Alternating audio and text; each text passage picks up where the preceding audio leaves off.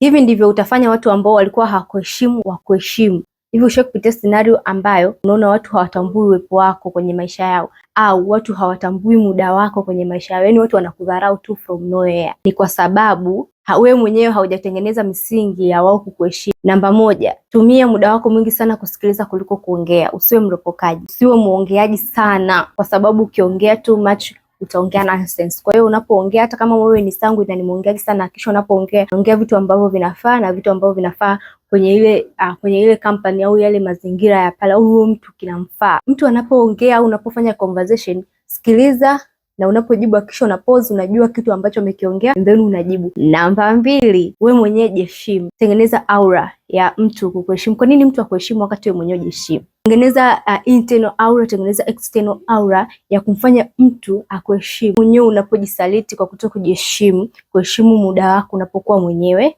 kujisaliti wewe mwenyewe, unajipangia labda mambo, mimi nitafanya 1 2 3 and then ufanye hivyo. Hiyo aura itakuwa projected kwa watu ambao wanakuzunguka. Projected ndio unaona watu wenyewe hawakuheshimu kwa sababu wewe mwenyewe huheshimu muda wako. Namba tatu, weka boundaries, weka mipaka. Tengenezea watu ambao wamekuzunguka na jamii ambayo imekuzunguka mipaka, kwamba mimi nikifanyia jambo hili kwa kweli siwezi kuvumilia. Hivyo itafanya watu ambao wamekuzunguka wasikuzoee. Yaani unajua tu huyu tukimfanyia kitu 1 2 3 huwa hapendi. Kwa hiyo automatically watu watakuwa hawakufanyii na watu watakuwa na kutreat vile ambavyo wewe mwenyewe unataka na vile ambavyo wewe mwenyewe unapenda kufanyiwa. Namba 4, jipende, jithamini, jipe muda, jitreat vile ambavyo unapenda watu wa kutreat. Kama unapenda kupendwa, jipende kwanza wewe. Kama unapenda kuthaminiwa, jithamini kwanza wewe. Kama unapenda kuambiwa maneno mazuri, anza kwa kujiambia kwanza wewe. Vyote ambavyo nimevisema vinaanza na wewe mwenyewe, kutengeneza mazingira na kutengeneza namna ambavyo